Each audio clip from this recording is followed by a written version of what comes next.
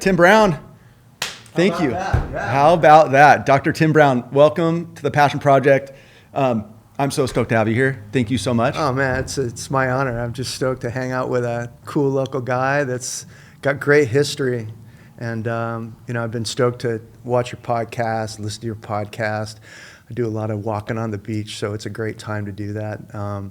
But thank you for having me. Appreciate it. I'm stoked to be here. I'm stoked. I mean, I mentioned earlier, when I started doing this, I had a list, and you've always been near the top of the list. And I've told the story that I'm like, I don't want to ask people until I'm pretty confident they're going to say yes. So I really appreciate you saying yes. It's and an coming easy in here. yes. Super Easy fun. yes. Well, and we'll talk about, there's a backstory here, but let me do a quick intro first, and then Sure. we'll get into the fun stuff. So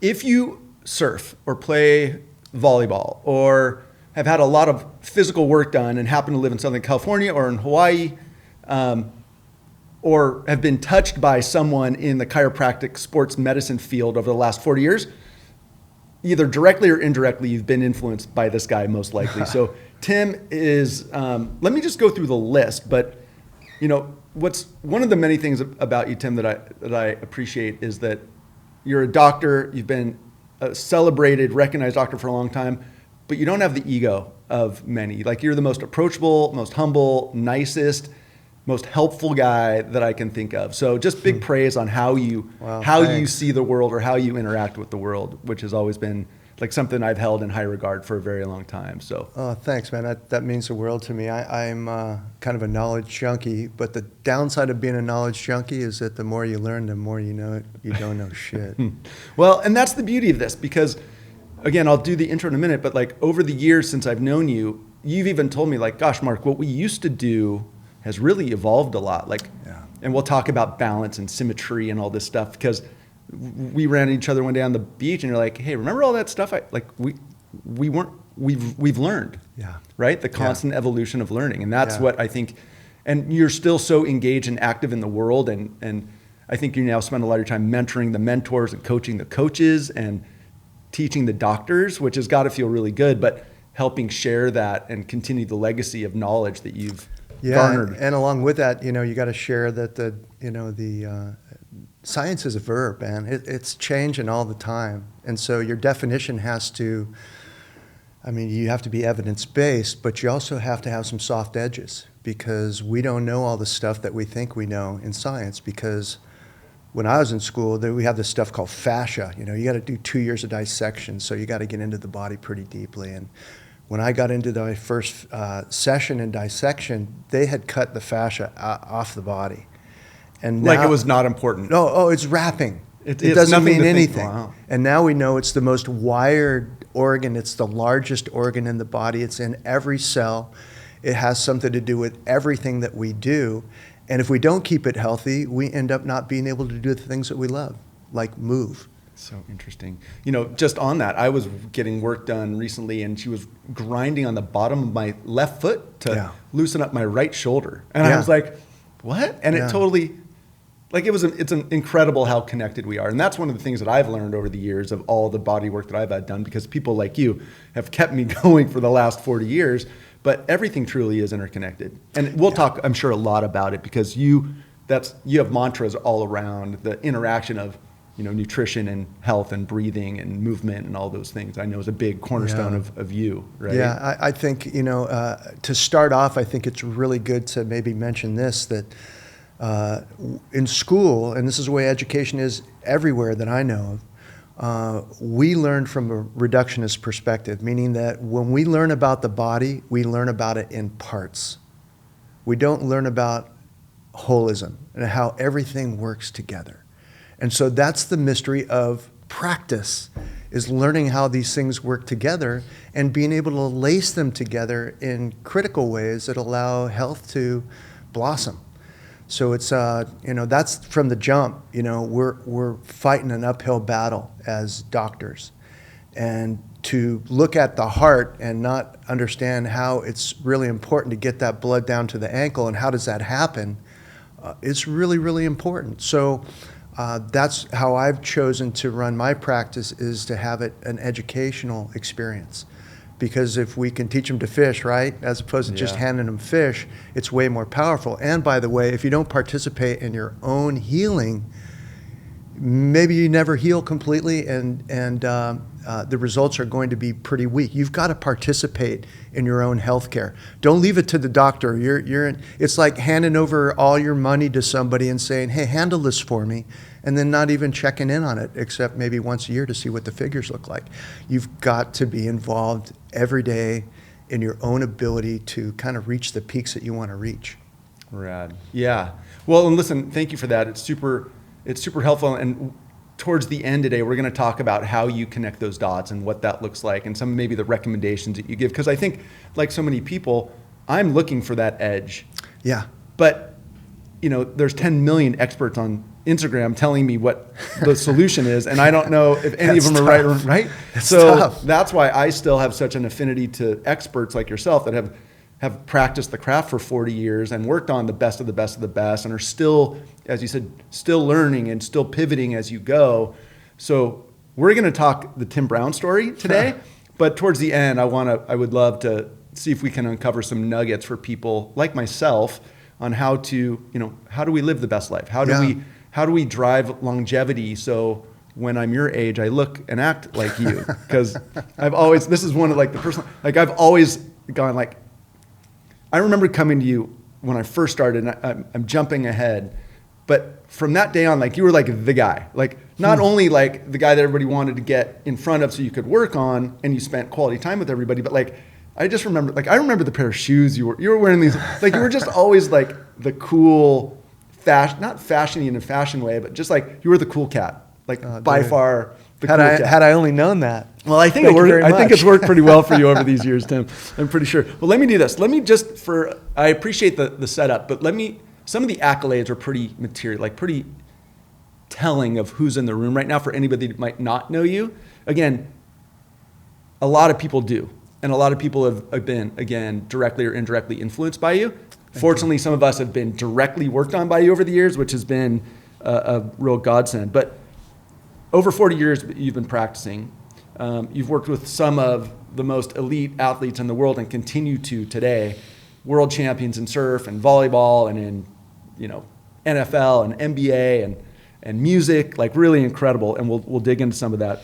I love that you're now, like you mentioned earlier today, like your goal is to almost like pay it forward. Like your legacy is to share this education and this experience and knowledge that you've gained and built over the years, and you're training the trainers and coaching the coaches, which is got to be pretty rad. And we will definitely dig into that, because that's got to feel really good when you see the trickle down. Like when you work on me, it's like back to your fish analogy, like you can work on a person or you can teach all the people that are working on all the people, and exponential impact. Yeah, that's the goal. I mean, I had a bizarre career in the sense that I spent 40 years working on sidelines, during professional athletic events. I have a very short attention span. I don't care what the truth is. I just want to know it. And being able to be right there, right up front, you got 3 to 5 minutes to figure something out, to treat it, to support it, and to decide whether this is the best direction for that athlete to go. I mean, that really keeps your attention, because if you're not doing the job, somebody else is going to step in and take that job. So it made me really, once I became, the doctor thing, and now you learn how to be a doctor, because you have all this education, but you come out of school going, what do I do with this? And so it was a fast, fierce learning environment. And so what I wanted to do is break the model, the medical model that I grew up in, which is a trainer and an orthopedic surgeon kind of running the whole medical deal. No disrespect, because they're vital, but they can only do so much. And I've learned that the more people that you bring to the table that have something other than just a fork that can really contribute, what a great setup for an athlete to be able to choose. Do I want to go a natural route, or do I want to go the allopathic medical route, or do I want to combine them? Because both can be really good at the right times. So it was a great environment for us to learn from each other, to learn that by working with each other's profession together, having the same goals, which is to make that athlete shine, we can actually come together and come up with some pretty cool stuff if we hold hands. I use this saying, alone we're but a drop in the ocean, but together we make up the ocean.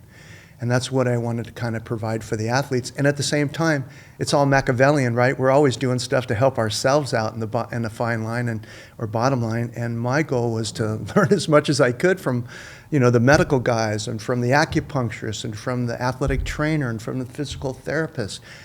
Everybody has a different education and a different experience in how they arrived at that tournament today. But to be able to tap into everybody like that in real life, real world, real time situations, I mean, you're under the pressure cooker there, and what a great experience to be able to really learn, because I kind of need a little flame under my butt sometimes, and that provided it. Wow. I can only imagine. I mean, again, and that we'll talk about the difference between working on people like me, normal, local, hack athlete, and the real deal when you're talking about what you learned from Kobe, which is a story you were starting to tell me earlier, which we'll talk about, or working with, Kelly Slater, or, the best of the best of the best that have to perform today, regardless of what that ankle feels like or what's going on with your knee. Like, I always think about myself, like, now granted, I'm well past the age, but like, if my knee was doing what it's doing now, how would I go out there and compete? Or would this be a career-ending injury? That's why there's people like you in their courts, which has really been, it wasn't that way when you started, which is really fun to watch. And your story of starting on the beach, which we'll get to, is part of that story, and how becoming the sidelines wasn't as commonplace as it is today when you started doing it. And so again, as part of the intro, capturing some of the things in your accomplishments, that role of being a sideline doctor and very engaged in the process and becoming the lead doctor on the AVP, the beach volleyball tour, and the WSL, the World Surf League, and being engaged with those folks, whether in your practice or on the beach. Like, how freaking cool is that? Oh yeah, I mean, if you don't got the skills to be an athlete at that level, what a great honor to be able to work with them and share your experiences, because we speak the same language, and I think that's what made the athletes more comfortable with me. Is I've had a lot of the injuries that they've had. I've experienced the psychological downside of having an injury, and so being able to come in there and patch their minds up along with their bodies became a really important component. Again, that holistic approach. What are you eating? What are you thinking? What are you doing? All those things contribute. Those three things contribute to our physical manifestation of who we are today. You can't get around that. You throw genetics in there, but genetics can be greatly influenced by environment. In fact, sometimes more so than the genetic impression itself. So environment's huge. What you eat, think, and do. You got to think about that every day. Yes. And again, if anybody wants, and there is so much incredible content online, if people want to dig deeper, there are many other podcasts, many interviews, all kinds of information about you or interviews with you talking about all different angles on this stuff, which is great. And so if you want to go the super medical or to really get Tim's view of the world of certain, it's all out there. So all you have to do is... Or if you got insomnia, tune in. I'll put you right to sleep. No, not true. You can say that. That is far, far, far from the truth. Mark. It's really interesting what you said about the fork. I had a personal situation when I ran into a world-class, renowned doctor, and I realized through this process that, using silly hardware analogy, if you're a hammer, everything looks like a nail.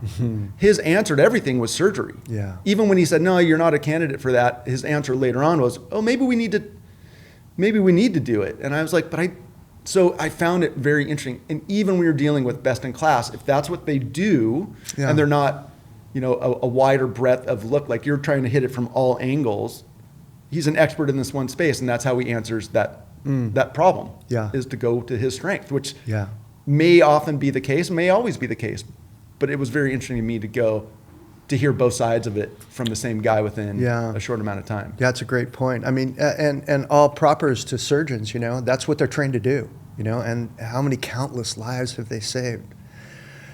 But like you mentioned, and chiropractic, same way, right? I mean, you see a spine, we're trained to adjust that thing because it turns on the life force or whatever. And from my perspective, and taking, the example of the surgeon and maybe using the chiropractor, that's their focus. And I think that they're very beneficial in their focus.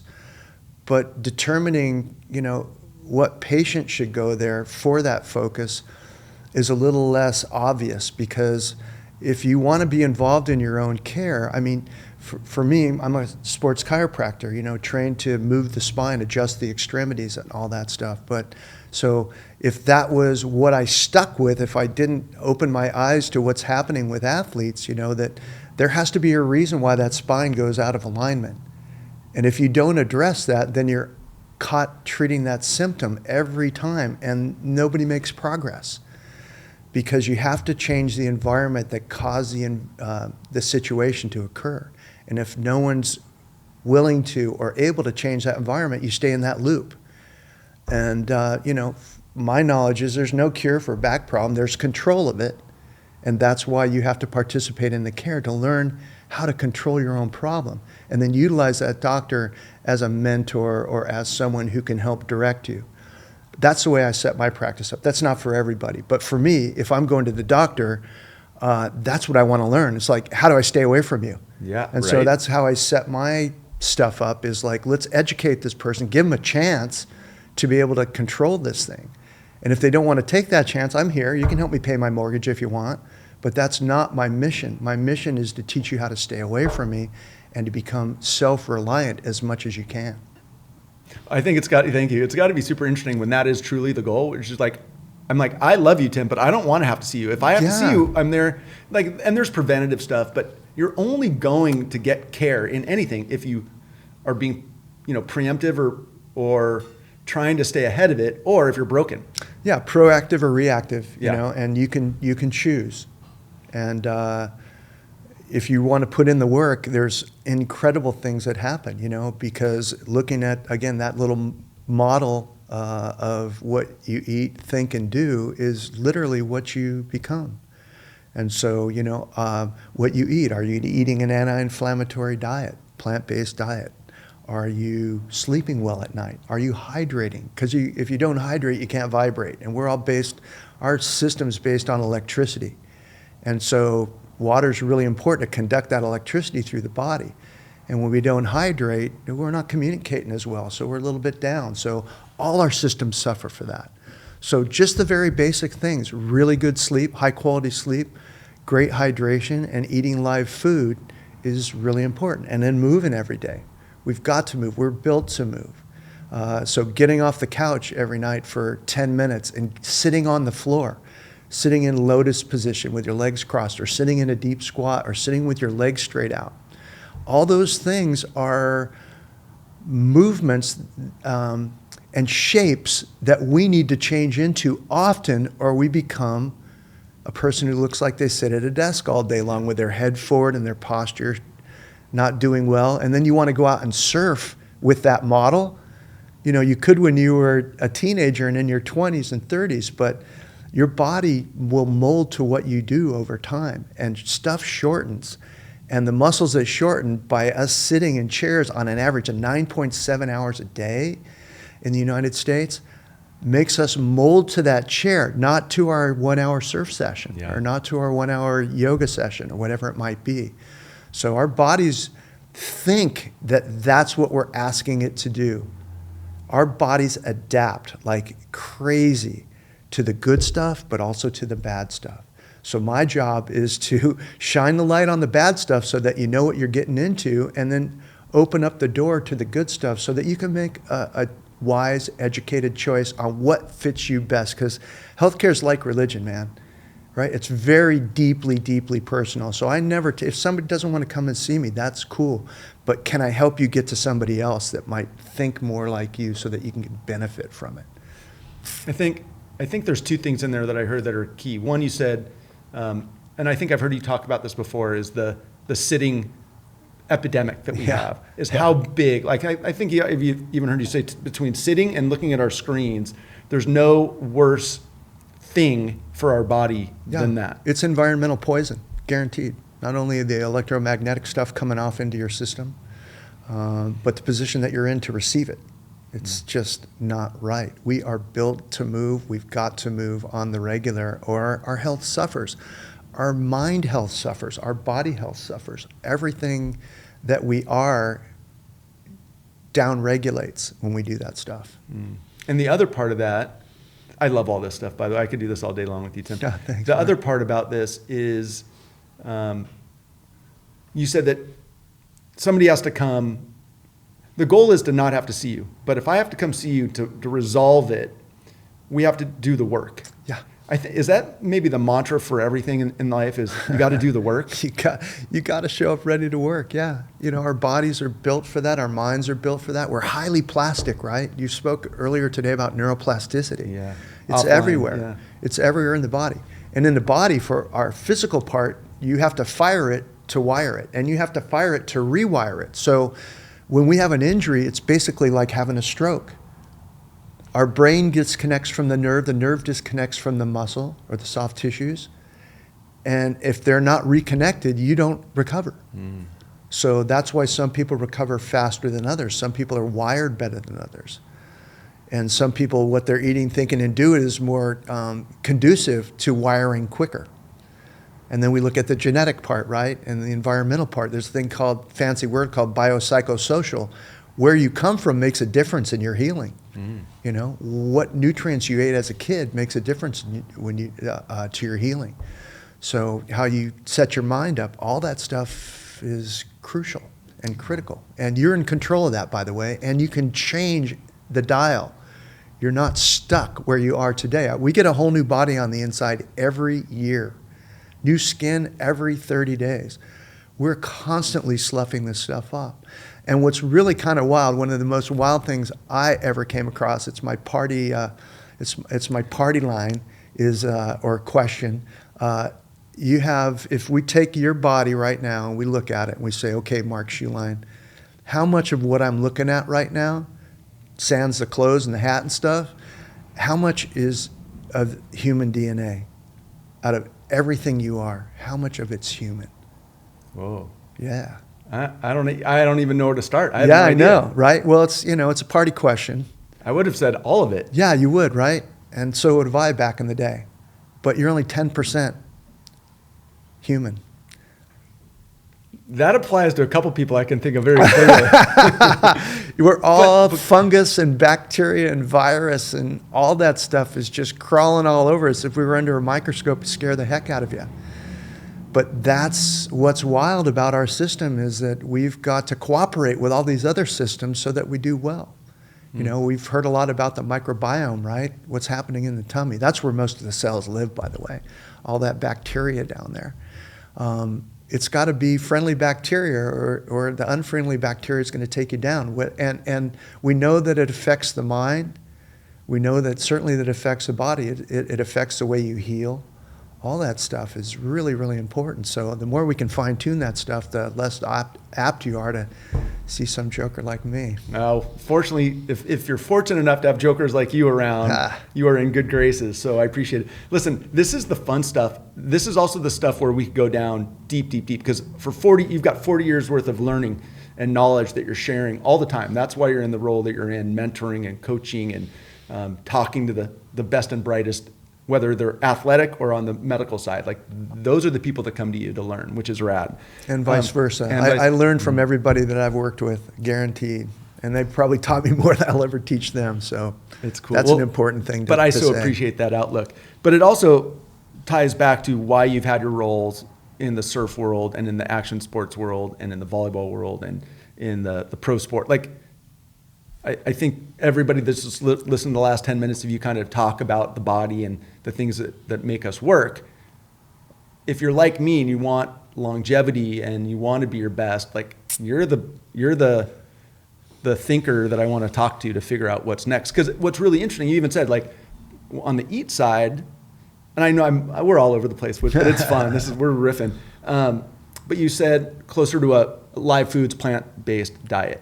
Now, many people out there would go, no, that's not right. I'm on the carnivore diet. All I eat is meat, and I've lost weight, and that's the challenge I think most of us are up against is, as I said earlier, there's so much content out there and everybody is an quote unquote expert.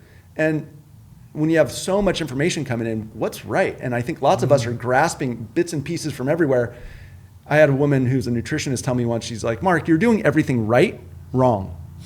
Like I was doing all the supplements, all this and all that. And as a result, like I wasn't getting the benefits probably from any of it. Yeah. So it's an interesting time in the world when anybody can be an expert, and experts are no longer oftentimes looked at as experts. And so many of us are looking for the answer through the noise, like do these things, eat, think, do. How do I eat? How do I think? How do I do for longevity? Because I think of, from the surfing background world, I think of two guys that have always come to mind as kind of like the gurus, whether you like that term or not. One is a guy named Jerry Lopez, who is like the master of the body, of flow state, of cool, and the yoga master, the nutrition guy, everything about it. And his end product is his longevity and his ability to surf and snowboard and still inspire people.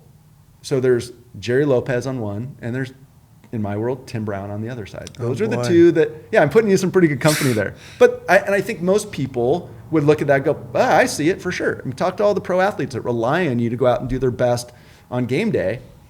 That's what we're all looking for. Well, interesting that you would mention that, and to be mentioned in the same sentence is an honor, so thank you. I'm not so sure well-deserved, but I had the incredible experience of, when I started working with the WSL, to work the Pipeline Masters for like 20 years in a row. And for 18 years in a row, before Jerry sold the Pipe House, I got to meet with Jerry every year up in his third story room, where the infamous t-shirt room where they used to flash different color t-shirts to different guys out in the water to tell them where to sit and if a set was coming or not during the contest. But we got to meet every year, and man, he would share his travel stories and his wisdom, and I'd just dump everything that I'd learned, in my world of working with the body, and we just share for, every year. And it was just like something that I'd look forward to. And to this day, I'm just so amazed by his humility and his ease of life. And, and there's no way that a guy like that could do it without being genuine and authentic, right? I mean, surfers, that's what we look at, and we can call that out pretty quick on somebody. But that guy, I saw no holes in his game. Human, for sure. I mean, nobody rides a straight line of perfection in life. In fact, life gets in the way of perfection more often than not. But what an influence, and what a great thing for me, this guy, this nobody coming out of school, coming over to help surfers because they needed it. But he took his time to spend with me and share with me his stories of how he got to where he is today. And I think that had a tremendous effect on me, subconsciously and consciously, and how to do things right, and how to do things without just pointing a spotlight on yourself, point it on others, let others, show others grace, and show others accomplishments, and build those things up. There was a study done on kindness, random acts of kindness, many years ago, and they were able to hook up to understand brain waves, what's happening when someone does an act of kindness, and what happens when someone receives an act of kindness, and what happens when someone sees an act of kindness. And what was super cool about that, so everybody, I want you to do some unexpected act of kindness today, because the brain chemistry that's released when you see somebody doing something cool for another person, or when you receive something cool from another person, or when you create that act, is unreal. It's all the brain chemistry you want. It's all the beautiful buzzes and highs that we go for when we're out in the forest or at the beach or doing something in nature that's just unbelievable, that you just feel like you're so blessed to be there. That's the kind of stuff that's released in your body when you do stuff for other people. So, there's always a cookie to be had, when you do the right stuff. Now, on the other end, if you take something from somebody, you get the reverse of that. So, karma. I was going to say brain karma can be bad. Yeah. I just love that. I mean, you think about it, we get so stuck in our days of being buried at work, stuck at the office, driving our kids, whatever it is. And you said you get the same impact from kindness, seeing, doing, or receiving, as you do from being in nature. We all know what that feels like. And there was a woman in here recently, Sarah Schulting-Kranz, and there was a term that I picked up, which was nature deficit disorder. And I was like, is that a real term, or did you make it? She's like, no, it's real. The benefits of being in nature or not in nature are paramount. And I just love the fact you're like, you can get the same benefits from kindness as you get from this exterior, being out in the world, doing, being in nature. We know what that does. Go feel the sunlight on your face for a minute and see how you feel. Recharges your body. But you could I could walk over to James over here and just give some love and get the same kind of benefit as I do by being like, what a great solution that we have control over, even in a challenging day, stuck in the office. Just be extra kind and you can still get the benefits. It's a great thing to be able to insert into our days. Absolutely. And go barefoot. I mean, we as surfers, we're not the biggest fans of shoes unless we have to. But the rubber on the bottom of our shoes blocks the Earth's energy from coming into our bodies. This is the grounding. The grounding stuff. Yeah, it's real. It's called the Schurman effect. And radiation bounces off the Earth, hits the atmosphere, bounces back into the Earth, and comes out of the Earth at this frequency that's really healing for the body. So that's why we love to hug that warm sand, or lay in the grass and all that stuff. That's free energy coming into the body, that we were built to take and absorb, but we oftentimes block it. I was hoping this was going to happen. Like, this is turning into a bit of a PSA. Like, this is the public service announcement. Here are the things, like what you eat, how you think, what you do, kindness, grounding, all the little tools and tactics that we're looking, because they're all additive. Yeah, and they're very basic. I mean, look online right now for all the magic you can buy to stimulate your vagal nerve and do all these things to put your body back down, regulate it, put it into the rest and restore, as opposed to what it's in most of the time, which is fight or flight. So modulating your nervous system is really important, and that you can do that by grounding, getting out in nature. You can also do that with nose breathing, being able to stimulate the vagus nerve through your nose breathing. When you put that breath through your nose in there, we have these sinuses that dump out this chemical, this gas, nitric oxide, and it only happens when we breathe through the nose. And when that combines with the oxygen we take in, allows for the lower lobes of the lung to receive oxygen. We can take in 15% more oxygen into our blood, and that's a huge amount. So if we can train ourselves to do that, we get more oxygen. Well, the body loves oxygen. The more the better in that sense. And we downregulate the nervous system to receive it. That's how we get the most out of life. Going through life, mouth breathing, chest breathing, breathing through your mouth when you sleep, all that stuff will downregulate your quality of life, guaranteed. So if we can take 10 things, look at 10 things and just upgrade them a little bit, how much you hydrate, what you're putting in your body for fuel, what you're thinking. Are you thinking good stuff? Are you always in the bad end? Are you sleeping well? Hydrate. All those things add up to a very simple plan of upregulating life, getting those things out of life that you really want to. We just have to learn how to work with our machines. We get one machine. Fortunately, it rejuvenates itself, like I say, almost every year. But you're in charge of what goes in, what comes out. Yes. I love this. Okay. We're going to dig more into that, I promise. Because again, this is your world, and this is what most of us are looking for. So thank you for sharing all this. Oh, yeah. And I hope absolutely. we're all picking it up. But part of what I love to do on Passion Project is I believe that most people know of you from your professional time on, from how you've spent your life the last 40 years working with and on people. But I'm always super curious as to how you ended up going down this path. Like, why did you go into chiropractic and sports medicine? You've talked a bit about how you've pivoted once you got into it to look at the whole body and having abilities to talk to people like the Jerry Lopez's of the world and get influence and expand your view. But you started here. But when I say here, you actually started, I think, like right here. Didn't you grow up pretty close by? Yeah. Let's go in the Wayback Machine for a minute. On 33rd Street. One thing before we jump into that is I wanted to say, you mentioned worked on people or with people. I work with people. Working on people was when I graduated from college. That's what I was taught to do. And then I learned to change my approach and the words that I use. I don't often use the word try. I use the words I'll do my best to, because if you try, that goes in the garbage dump of your brain. If you say you're going to do your best to, that goes into the guilt spot. So that's another big piece PSA there. number 87 for this morning. But working with people, I mean, I need to get your feedback. The answer lies within you, not me. I've got to be cagey enough, smart enough, and experienced enough to ask the questions that are going to bring me the answers that are going to allow me to help you.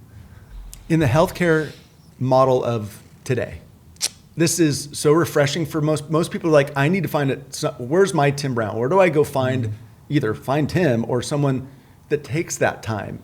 If you find, everybody knows, if you found anybody in your life that takes the time and the energy, if it's a doctor or anybody that you're like, I talked to them for an hour today, and they're like, I only talked to my guy for 5 minutes. Like, how did you do that? So being able to get someone that spends the quality time and is truly vested in the greater good and not just the symptom, but working with and not just on, is a huge distinction that is harder and harder to come by. But this, you reinforce that it's available out there. You may just have to go search. Yeah, it doesn't fit the model. Okay, the model is absolutely... It doesn't pay very well this way, does it? No. I mean, you could really, if you don't model it right, you'll go bankrupt, because to spend the quality time that you have to spend, you got to charge for it. And that'd be very expensive, So, I sacrificed a lot. I invented some stuff too that helped me to kind of push through that for a while.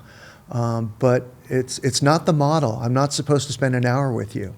That doesn't fit any financial model that's going to be able to last. You know what I mean? But so I just made that decision. It's just one of those things where you either want to work on somebody or you want to work with them. As you mentioned earlier, and to work with them, it takes time. Yeah. Well, it also reinforces. You have to listen. It also reinforces to us as patients that we have to do the work. You can't just show up and get, worked on for 5 or 10 minutes and think that that's changing. It's like going to the gym and doing 5 push-ups and thinking you're done. Like, there's work to be done, and it's ongoing, and there's a role. And that if you don't do it, I'm unavailable. And I'm not It's saying a that to partnership be. for you. It is. It's got to be. It's got to be synergistic. And guess who has to do most of the work? Yeah. I'm talking a big game here, but you got to go out and do these reps and change your shapes. Because you can do your infrared, you can do your massage rollers, you can do the massage gun, you can get a massage, you can get an adjustment. It's not going to change you in the long term. It may get you out of the heat right then, but the only way to change your body is to change your shapes, and that takes time and dedication. So if you want your body to change from the shape it's in now, you've got to change your shapes on the regular. It's got to be part of your routine. Your body adapts to good and bad. So do you want to control that, or do you want your chair to control that? I want to control it with your help, so thank you. Okay, I love this. But let's go to the Wayback Machine. Yeah. Because I always believe that there's formative things or formative people that help direct where we end up, directly or indirectly. And I'm super curious, especially with your sports background, like I really want to dig into it. So real quick, because we're right here, you said you grew up on 33rd Street. Yeah. So down on the peninsula here in Newport. Right. What schools did you go to as a kid? I went to Newport Elementary, and back then spent all my milk money at Henry's candy store on the way down to Newport Pier. So Newport L is where? It was on 11th Street. On the sand. On the sand. It's the most, I've talked about it here before. It is. There's no school like it in the country. That Yeah, but you don't know that growing up. No. You think everybody's got a beach out in front of them. They go play and run in the sand, and they put a black top out there. Finally, it was just sand for a long time. But you ride your bike to school every day, riding, looking at the waves, and can't wait for school to end so you can get back home. And how the wind was blowing in your face in the morning, and then you by the time that you get out of school, it's blowing in your face back the other way on the way home. So a lot of cool memories down there. And then you start to get out into life, and you figure that, and you find that nobody else really had that experience. And So I'm super grateful for that. I mean, gosh, growing up with all those negative ions blowing in my face, I didn't even know it. And then, so did you go up to Ensign, which is the junior high school right here too? Horace Ensign, Seabees, absolutely went up go. there, and So you've not gone far, like me. You've gone. I've gone a little bit. I was on the other side of the bay, but you have not gone far at all. Not too far, until I went to college. But hold on. But you went to high school right here. Yeah, I went to Newport Harbor. We can almost see the tower. That's right. From where we're sitting. That's right. right. Now. It's less than a mile. They don't let kids up in the tower anymore. We used to be able to break in there, go up in the tower, and spray paint your name up there, and carve something into the wall, so that you always be remembered. I think they got rid of all that stuff when they did the remodel. I would imagine. Little liability Cool. issue. So growing up here, what was it like? What were you into? Again, with all this, I know there's sports and I know there's surf, but talk a bit about your parents and the influence and what it was like growing up. Yeah. So my dad was a Marine. He grew up in Pasadena and was an athlete, and in fact was going to college to play football. And then the Korean War started, and so he was going to college so you could go to officer school if you're in college. And so he elected to do that. They had an officer school over in Hawaii, and so he and his best buddy, signed up for the Marines, enlisted, and got onto a ship in Long Beach Harbor. And 3 weeks later, they're over in Hawaii. And my dad, because of his athletic career, I guess that was on his dossier. And so when they inputted him over there, they asked him if he'd be interested in playing on the Kaneohe Marine football team, which was a group of Marines that played football and went around, played junior colleges and whatnot, played exhibition games, just to kind of PR for the Marines over there. And so that's what he did. And did that keep him out of the war zone? Yeah, it did. No way. It did. So it was pretty awesome on that. And he got to do the sport he loved. And then he met a lot of the locals over there. They took him surfing, learned how to surf over there in the 40s, and brought that Polynesian influence home with him. And so when I grew up, we oftentimes on the weekends went to my dad's buddies' places. A bunch of them lived on the same block. Hawaiian guys lived on the same block in Costa Mesa, and we'd go up there and they'd have full-on luau's, bury the pig in the backyard and the whole deal. So I grew up with a Polynesian influence going, God, these people are just the most awesome people. I mean, the kids were disciplined. They respected their elders, but the elders let them freestyle a lot and have a great time, a lot of fun. So, the Polynesian thing was really big to me. And then throw surfing on top of that, and this big mystery of Hawaii, growing up in the 50s and 60s, getting over to Hawaii was a mystery, basically, and a fantasy. It's so crazy because I've had 3 people in here tell the same story about the Polynesians that lived in the Newport Costa Mesa area back in those days. Yeah. Mike Rogers, who you know, Billy Whitford, who you know, right. and Bud Hull. Oh, yeah. All these guys and Bud and Billy are renowned in the outrigger paddling world, but it all started by the relationships with those Hawaiian families here in town. Very true. And then Mike Rogers, still paddling prone. Yeah. And Mike is an icon here in the surf and paddling world. Proper Mike. Now, what's interesting is this, if you don't mind me asking, those guys were in your age sphere a little bit. Yeah, they were the guys I looked up to. I was at Horace Ensign, playing football, flag football there, and then Pop Warner football. My dad was my coach from the time I was 8 through high school, and so it was pretty unbelievable to see those guys and to go to those games.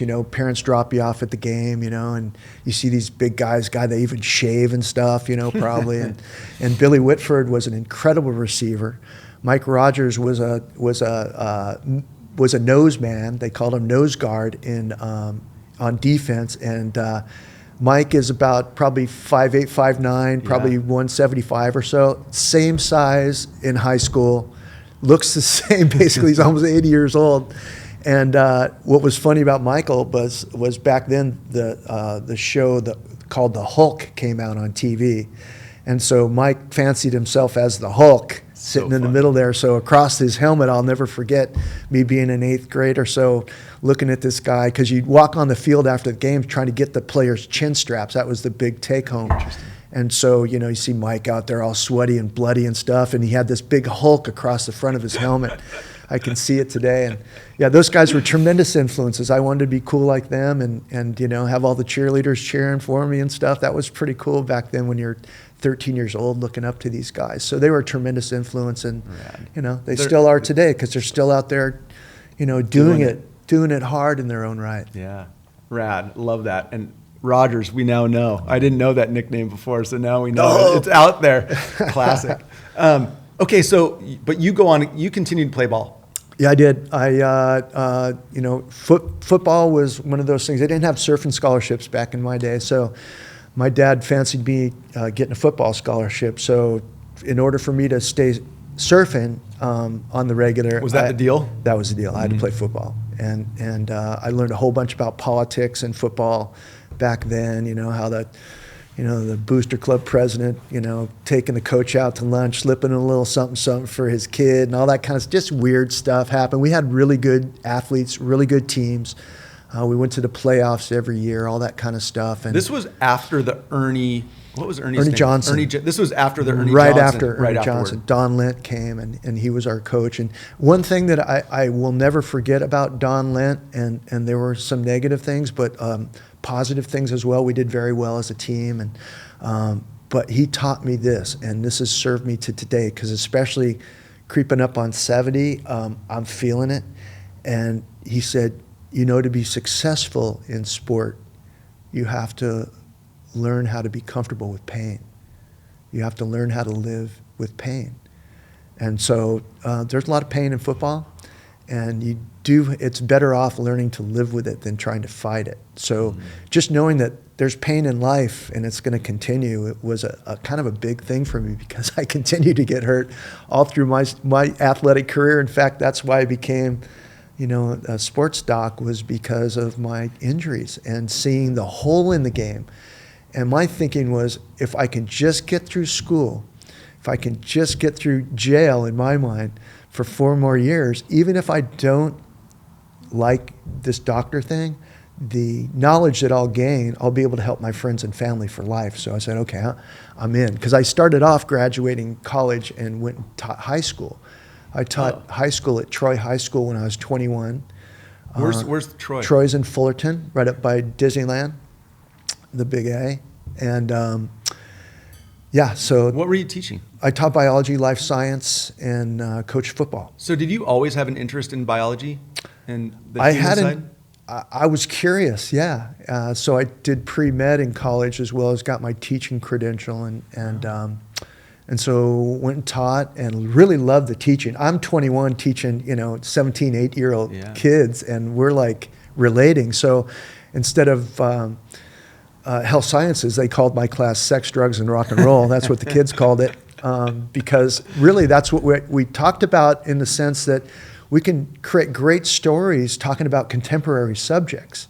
And so I had to stay on the state line as far as what their requirements were for me to teach, but how I taught them was relatively on the unique. edges. Yeah, talking about your hearing and how bad it is to go to concerts and what it really does to your hearing. You can draw a nice biological story to that. And so it got people interested in the practical end of science as opposed to the micro end of science. But the trick was you had to learn the micro to get to the macro. So it gave them a subject to chew on, and then they were able to come back and give us real life scenarios as their projects in class.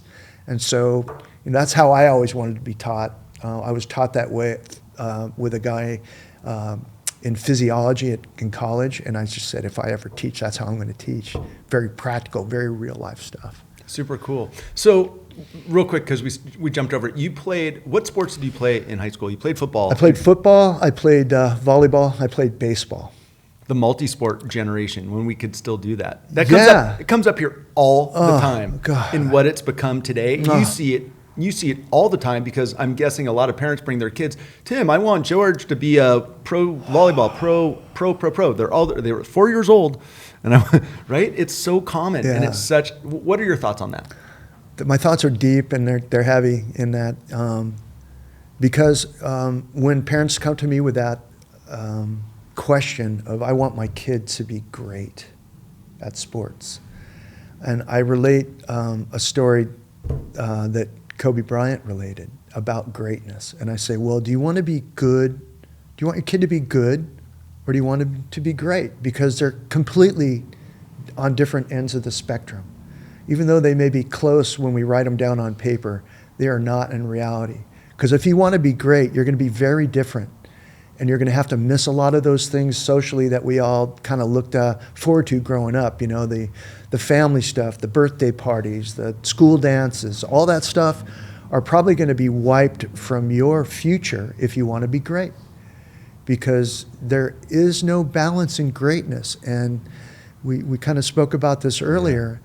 And that's the lesson that Kobe taught me, taught the USA surf team. He was so gracious to bring us up to his place, Mamba, about 3 months before he passed, and gave us these great stories about greatness and why isn't everybody great? It would be impossible for everybody to be great because of the sacrifices that you have to make to be great. So when parents come to me with this story about wanting their kids to be great, I give it to them straight from the top of the game, from Kobe's mouth to their ears, in that if you want to be great, it's going to take tremendous sacrifices. You won't be normal. I mean, Mark, think about all the great people that we know in life, the Art Van Gogh and all those people and musicians that are kind of out there into outer space, but one put a guitar in their hand and it's unbelievable what they can produce, or businessmen that are great, etc. If we look at that, if we look at greatness, those people are kind of strange. Yep. So you have to make that sacrifice if you want to be great at something. You're not going to be the normal everyday person, girl or guy walking down the street. I love that you guys got that from Kobe and that you had that experience. I know you had quite a few experiences with him, but that goes back to, like, now, again, what you follows you. Like David Goggins talks about, he'll say, motherfucker, like, if you want to be the best you can possibly be, people aren't going to like you. You're going to have to make hard choices to be, you're going to go a different path. You're going to be different. You're going to be different, and you're going to sacrifice. And I think it's a huge distinction, but it also goes to business, right? There's the book, Good to Great. Good is the enemy of great. Yeah. There's a lot of it, like in sport, I was good. Yeah. But to jump from good to great, for me, would have taken a whole nother layer.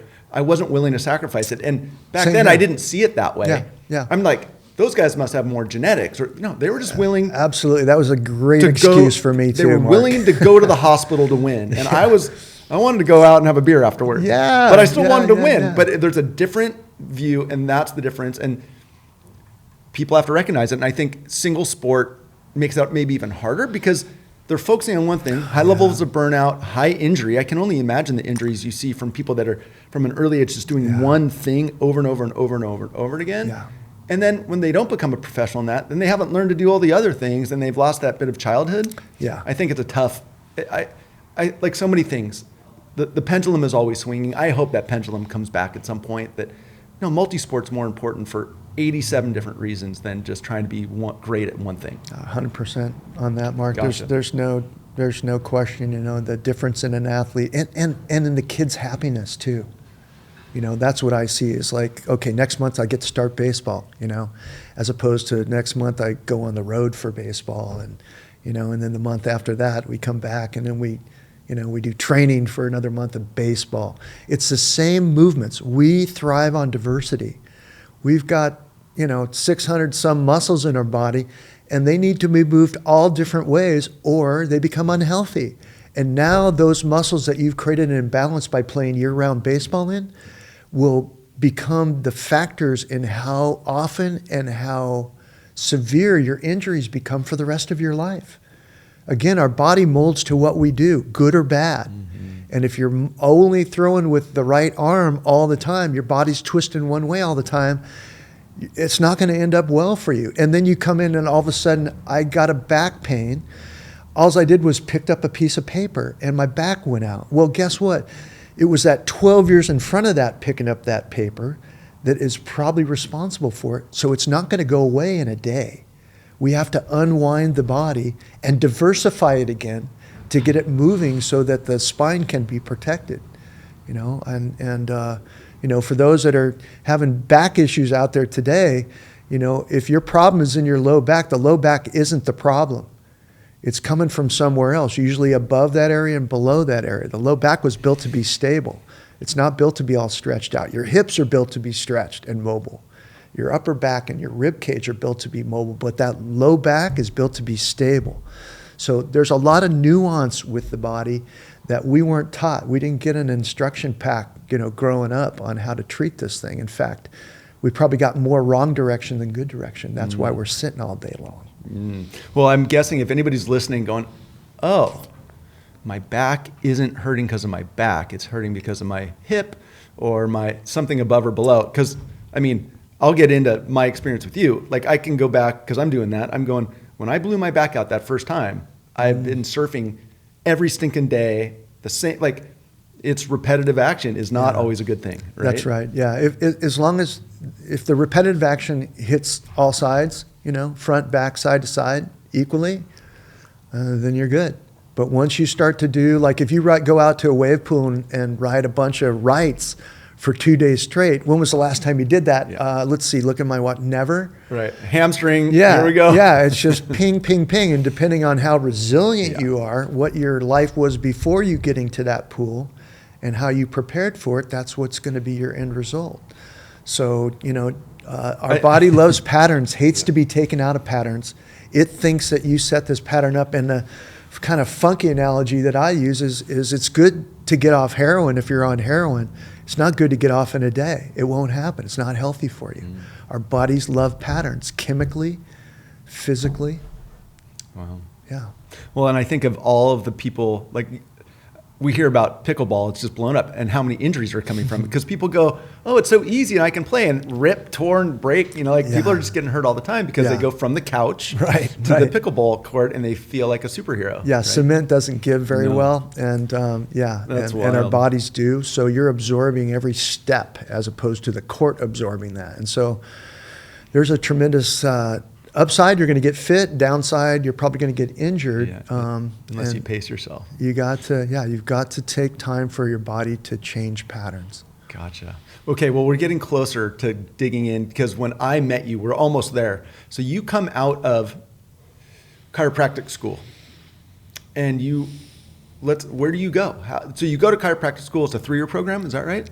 It's 3 and a third years straight through, so there's no time off. Otherwise, it would take about 5 years. Oh, wow. Yeah. So you went straight from undergrad, and you played. No, I didn't. I taught school. I taught school for half a year.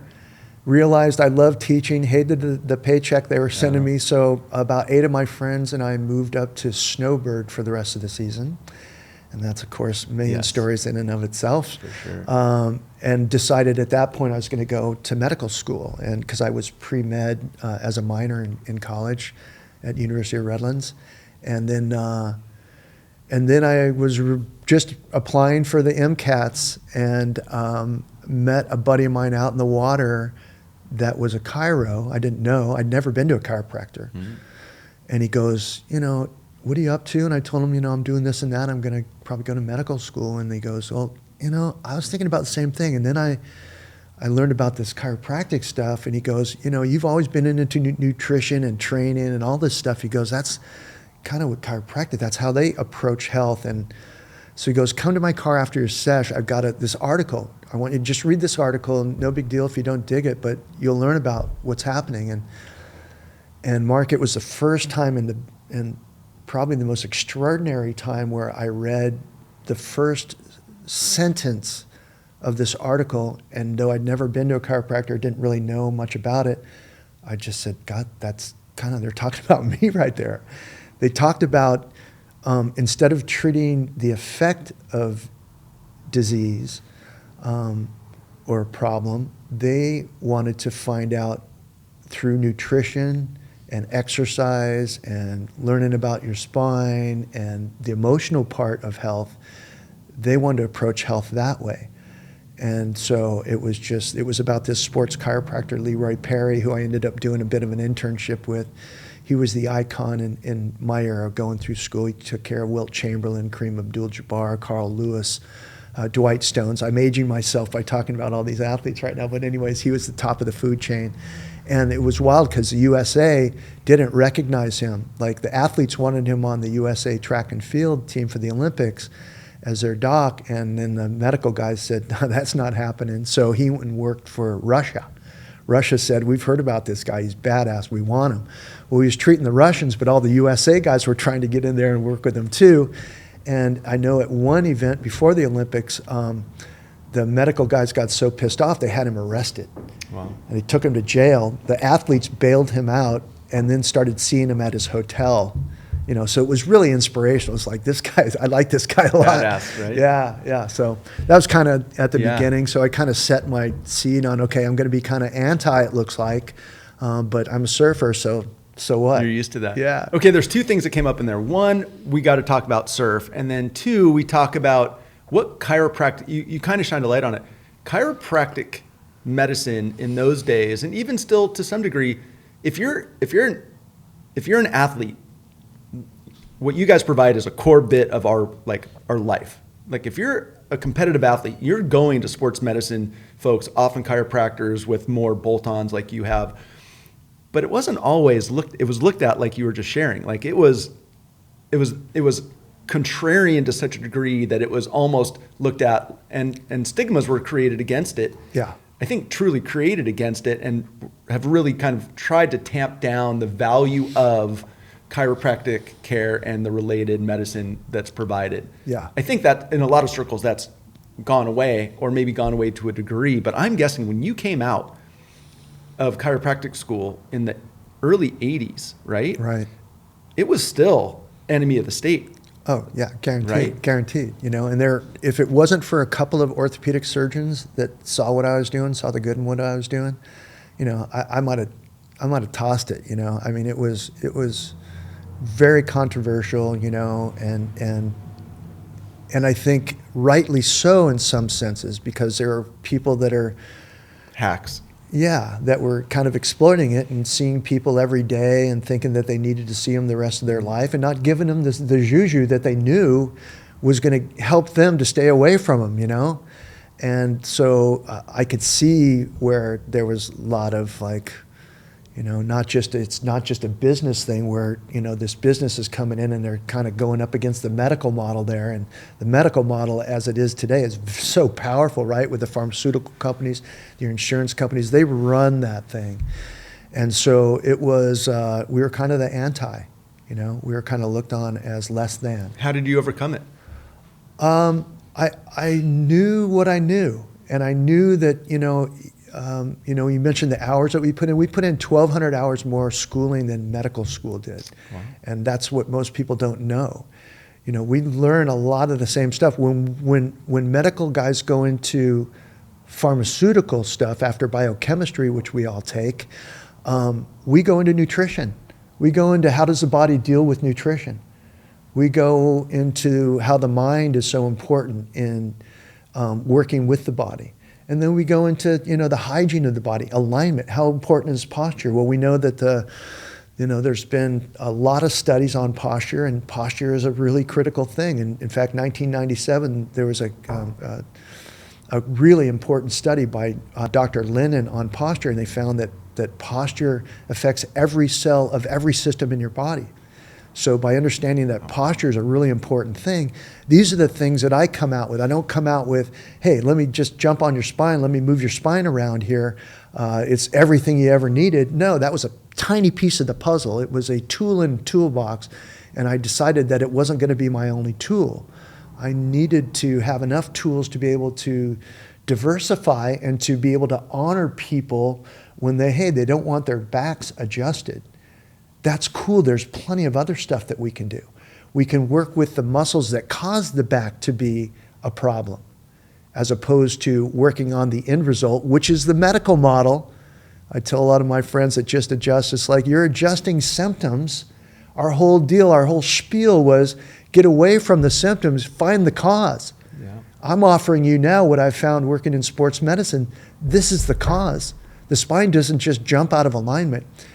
It has to move out of alignment based upon the muscle imbalances that you've created with your everyday, whatever you do.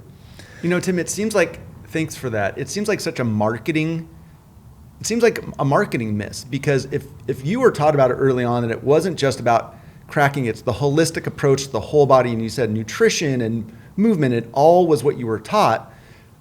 But for a layman that's just starting to learn or hear about chiropractic, a lot of it was like, well, you're just going to get cracked, right? Or you're just going to get, like, there's such a big disparity between what you do and what those of us that are very experienced in going to people like you, what we expect, and what this reputation is or was, which is it's just this hack and whack thing. It's so different. Yeah. Like, I would say that I get more hack and whack at a regular doctor, not the literal, adjustment, but it's in, out real quickly. Here's the medicine. And what you're saying is, no. We're like looking at this holistic body, all the things that come into play into health or stability or injury management, whatever.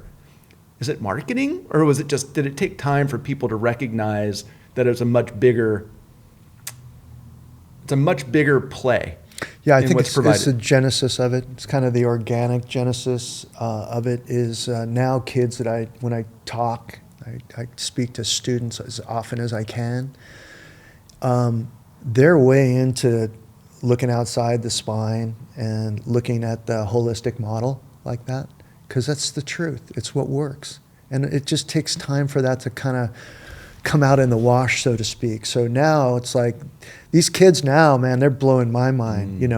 Like I said, I love to learn from everybody, and oftentimes I'm learning a lot more from students than they probably are from me, because I'm picking up on their new energy and so forth, and I love to play off that. It energizes me. And so, yeah, anything I can do to help change that model and make it prettier. And I'm not saying my model is the model. It's just it's where I'm at today. I'm like science, I'm a verb. I'm changing all the time. But I do know 5 things that are really important for people to consider if they're trying to be fit. And in this order as well, Mark, I think it's important. I think it's important for people to consider and understand that posture affects everything in your body and everything in your life. So it needs to be a consideration. I'm not talking about standing up military straight all the time. I'm talking about aligning yourself when you're static in a chair, when you're moving as a surfer. Alignment is really important. Diaphragmatic breath is really key, because it modulates the nervous system, as well as obviously supplying blood with great amounts of oxygen to the muscles and stuff. So it's helping you perform and also helping you recover. And then mobility. Mark, there's only 3 areas, and this will be cool especially for us older folks, only 3 areas that you really have to focus in on great mobility. It's the front of your ankle, so being able to bend that knee forward over your ankle, that's called dorsiflexion. And then full hip mobility, critical to have full hip mobility, and this is where most of us fail. And then the middle back and your rib cage must remain pliable and must remain mobile. And if that happens, you're not going to see me. If that's not happening, we got issues, and we're going to point them out and then give you some options on how you want to address that in your everyday life. Because if you're not changing shapes, you're not changing the inside of your body. You're not going to create any plasticity, any neuroplasticity, meaning your brain and the nerves that go up to the brain and supply it with information, as well as your whole structural plasticity. It's always changing, and it will change to what you want. But the key here is knowing that it thinks you wanted everything you've already given it. So be patient with yourself. Show yourself some grace. It's going to take some time. It takes 60 to 90 days for a cell to really change its shape long term. So you need to keep these things up, not for 2 weeks, okay? Not just to look good on vacation in your Speedo. Shit. I know. So those are the 5. So it's posture, breath, or diaphragmatic breath, mobility, and then hip and ankle? No, it's mobility of the hip and the ankle and the mid-back. And then the other 2 are, once you become mobile, now you have to connect that mobility with your brain and your nervous system. And that's called stability or control. And then the last one, should you get there, is now you're going to add load to it. Now you're going to go to the gym and add load, whether that's body weight or physical weights. But The stability part, I want to talk about just real briefly. That's kind of reconnecting your brain to your nerve, to your muscle, or the area of injury. That's what breaks when we get injured. So that's why you have to first kind of get the area mobile, then you have to kind of do your balance exercises. When you're doing your balance exercises, you're reconnecting your muscle to your nerve to your brain so that they can work together. They call that the feed forward and feedback system, and you need it. And oftentimes we don't have it. So once you've got that balance down, like I said, now you can add the load to it. Most people do fitness in the reverse order. Tim, you're talking and looking at me because you are talking and looking at me. I'm looking at that going, I think I have the last load is maybe the only one. I think everything else I suck at. That's why people have to come and see me or others. That model right there is the big model. That's the one that'll bring you home. That's the one that you do for life. You go into the gym and get your mirror muscles on for the moment. So yeah, nobody could see me that whole time, but the whole time I'm writing those down going, I'm failing at all of these. I've got a lot of work to do. I did too. That's what got me into this profession, is because I used to weigh, Mark, 50 pounds more than I do today when I played college football. And it was all from eating a lot of protein and packing weights, packing the loads on. And I was never more injured than when I was at my biggest and strongest. I think if you didn't hear that, folks, that applies to a lot of us. Most of us, because that's kind of the model. We grew up in the tough guy model, you know. My dad was a Marine. You spit on an injury, you rub some dirt on, you get your ass back out there. And that was sports medicine for the Marines there. And looking good in the mirror does not mean that you are doing everything right. 100% correct. Yeah, good for the pictures. I don't even have that one working. Good for your Insta, but that's about it, man. All right, I got some work to do. We all do. Yeah. We all do. You can't let the ball drop. I mean, everybody is in this for life.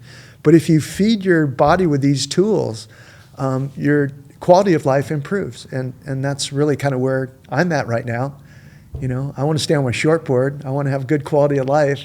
Hey, Tim, how old are you? This stuff. I'm 60, almost 69. Dude, blows my mind. And that's why I wouldn't ask you, except that if anybody's looking at the two of us, they're going to go, Shoeline, you're older than Tim. Like, dude, you've always, when I first, it was a while ago that I found out your age. I think I spent some time with you and you told me, and I was like, I think my jaw was on, like, I would never guess, because how you act, how you talk, how you live your life, and how you look, like, nobody would ever guess. So that longevity, knowing what you know and doing what you do clearly works. So I think a lot of us need to follow. I think a lot of people do follow your guidance, but the rest of us that are maybe only doing one of these 5, I need to double down on my Tim Brown education. Yeah, it's a humbling list right there. It is. But it gives you a map, you know, and most people go at fitness without a map. And this is all based on science. This is based on many, many hours of trying to learn the right route. But honestly, like, I'm a pretty good specimen on that, in that I've always been an athlete, air quotes. Mm-hmm. I've always done a lot. Yeah. But I think I'm missing a ton of this. Most people are. Hey, I work with guys in the NBA, and squat pattern is a really important movement for all of us, okay? If you want to get one pattern down in your life and be good at it, make it the full squat pattern or deep squat pattern. If I took 10 NBA players, I mean starters, and I asked them to do a squat, maybe 1, maybe 2 would do a squat that would be like, that's a squat. Wow. Most great athletes don't have great movement patterns. Most great athletes go around their problems, and that's what ends their careers early, because they're so athletic that if your eye isn't trained, you didn't see them miss that movement on the squat that's going to really put a lot of stress on their knees. And that is really, really important. The quality of movement, how you do your stuff. There's a guy, Brian McKenzie, who's an unbelievable coach, endurance coach. He created CrossFit Endurance and then actually handed it back to CrossFit when they started getting into competition, because they ended up thinking that the amount of weight and the amount of reps that you do are more important than technique. You know, like their pull up when they're rocking like a monkey. Yeah, you know, and I mean, there's a lot of great, strong athletes in there, but I'm telling you, they are so often injured because they are not taking the approach that we mentioned. Well, at least before. all of us that are failing on the 5, we're in good company. Because if Steph Curry's not a good squatter, at least I've got something in common with Steph Curry. Yeah, you'd be blown away at really the poor movement quality. Now, a quick story is Kobe had pretty poor movement quality. Really? But you put a basketball in his hand, and he looked like a prima ballerina. He could go around everything that we didn't see. But squatting, crossing one leg over the other, I mean, it was a challenge for him. Well, I would imagine anything, Kobe was famous for his work ethic and his 3 workouts a day to everybody else's 2. And you think about jumping off one leg 10 million times, shooting off one wrist 10 million times. Like, you're going to have some of these repetitive stuff, but he would also do all the work to offset it. He'd be at the gym and all that. And he had a different attitude to pain than almost anybody other than guys in the NFL that I've worked with. Wow. His attitude was, I love pain. Pain shows my teammates that I'm willing to do anything to get the victory. Even though personally, when he played a game, he didn't play a game to win. He played a game to learn. Mm-hmm. Every game that he played in was an opportunity for him to learn. And so that's a huge take home. Huge. So when we go to surf, you know, we oftentimes think, oh, I want to rip, do this. Go to learn something. Take something home, whether it's about nature that you learned or about somebody else, how they surfed and accomplished something, or something that you learned about your own style that you need to change. Go into situations to learn. Yes. Listen, I could talk about, or I could listen to stories about Kobe and the best of the best in any sport all day long. Sure. And that brings us to, we're bouncing around because I love your storytelling. And there could be 10 other podcasts just based on different pieces of what you're talking about here. But I'm going to bring it back to the pro athletes that you've worked on and what that's been like. But it starts with my story. So I met you not long after you opened your practice, Newport Spine and Sport, which was here in Newport for a long time, because I blew my back out in 1989 when I was 19 surfing, and I spent the next 6 years working with you. And I would drive up here from San Diego to go to you. But what was rad is every time I went there, it was the who's who. And you had like an open format. And every time I was there was pro surfers, pro volleyball, skaters, and friends from surfing in Newport. So, you know, the 80s of surf, 80s of everything in Newport was kind of the heyday. And you were working on, it was Echo Beach, and you were like the tip of the spear working on all of those people. What was it like for you in the 80s, in the role that you'd already proven yourself, you were already working in pro sport or starting to, but your facility was the place. Oh, thanks. You know, it's always interesting to hear, you know, what others thought about what you were doing way back in the day, and so thank you. I appreciate that. And you know, it was basically a school. It was a school for broken athletes. You know, and we could go in there and learn, and also commiserate a little bit, but also see that others of the same ilk were having to do the same things. You know, because a lot of the moves that I asked you guys to do were not conventional movements. You know, the stretches or the mobility exercises or the exercises that we were doing were coming from kind of outer space, you know, because there were no computers really back in the day, right? Computers didn't come out, and all the internet stuff didn't come out. That wasn't working. So we had to really learn stuff the old ways, and that's either, you know, writing somebody for their favorite books and their favorite learning tools, or, you know, spend a lot of time in the library and so forth. So it was a different era, and what the students have now that they can choose from to learn is mind-blowing, and it shows, because I'm seeing kids now, I call them kids because I'm old, coming out of school, and you know, what took me 10 or 12 years, they're doing in their second year. Wow. You know, so things are moving forward, and I love to see that, and I also love to see different professions working with each other for the betterment of the person and the people that they treat. And so that's called interdisciplinary care.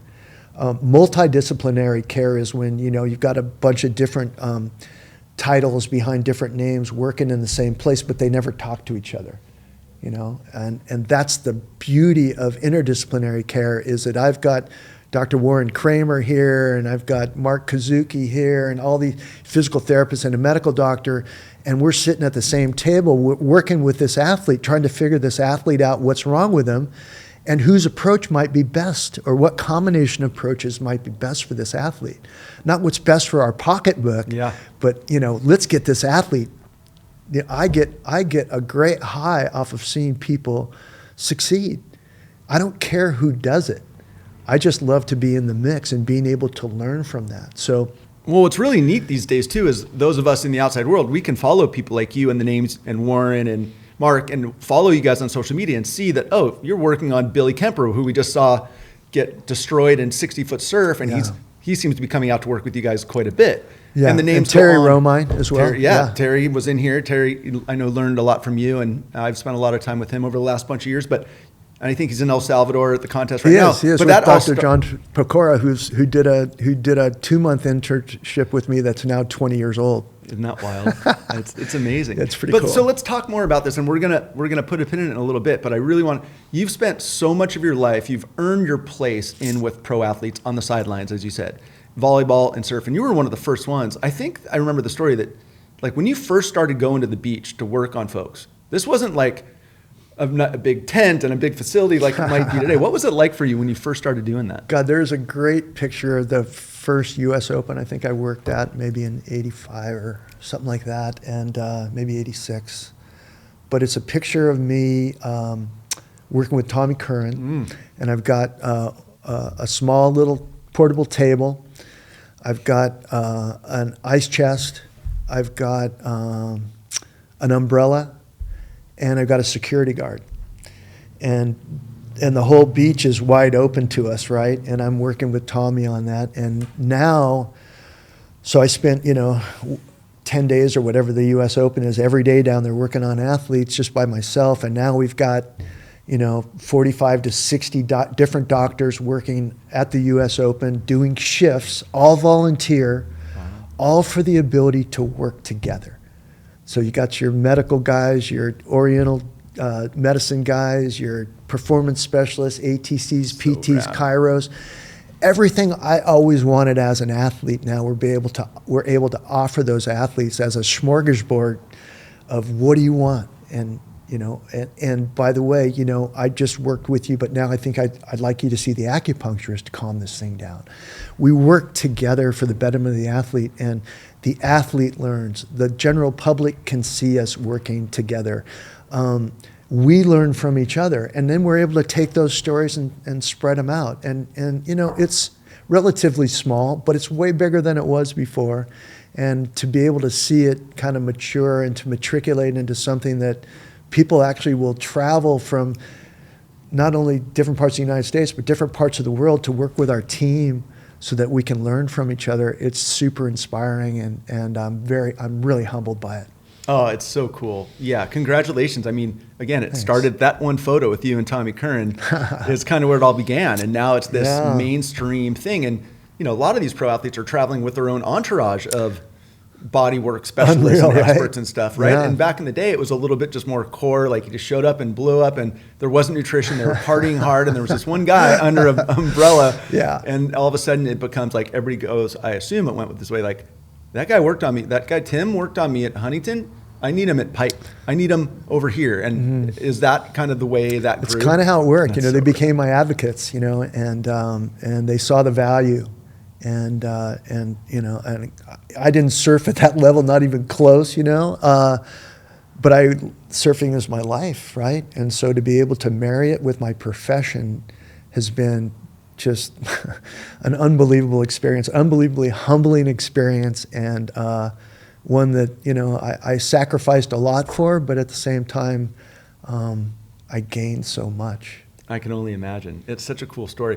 Real quick, and let's finish with, it's a two-part piece to finish off here. We didn't at all talk about surf, but I know surfing was a big part of it, especially when you grew up where you did and all the way through, and then working in that space. surfing, and then what that so your role of surfing and still surfing today, and how do you keep surfing today, and what are the lessons that you're teaching everybody else? Because there's a lot of stuff, including the SPRT therapy that you have on your shirt.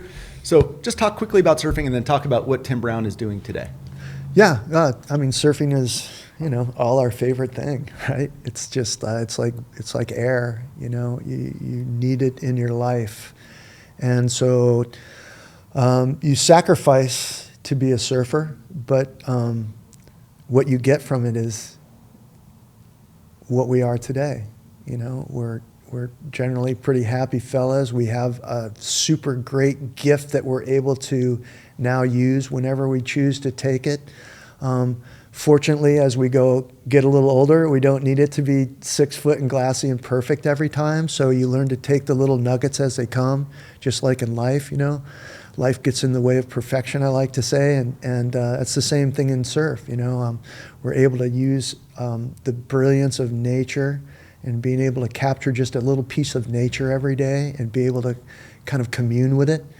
And it's humbling, it lets you know that you're only kind of this little piece in such a big world. But it goes back to what you were saying about the impact of nature. You couple nature and being outdoors with athletics and people and just and being in the ocean. We know there's the electronic or the electric whatever it is, the science of being in salt water. The negative ions that are created when waves break, it just bathes you in that. So you're getting all that Zen kind of stuff going on. You're having some really pretty funny people out in the water you're always able to laugh with. Is it one of the magic elixirs of longevity in life is continuing to do not just stuff you love, but stuff like surfing that you get all of these things as a part of? So you're not the main thing, I mean, anything where you're not the main thing, but you can get in there and mix it up is a humbling thing, and it's a beautiful thing, and it allows you to kind of grab a baseline. As a surfer, you kind of get on the beach and you see the waves and you sit down, you do maybe some warm-up stretches and stuff, and we should all be doing warm-up stretches, right? We need to move, but only when you're warm, so don't do a hang stretch if your body's not loose. Move, like calisthenics, like push-ups and jumping jacks and all that kind of stuff. Warm that stuff up before you try and stretch it. Otherwise, if you try and stretch when you're cold, you get shorter. I'm already getting shorter. I'm already at that age. I'm getting shorter, unfortunately. Join the club, Captain. Yeah. Well, listen, I know you've surfed for a very, very long time, and we could do a whole podcast just on the surf part of Tim Brown and the influence and impact.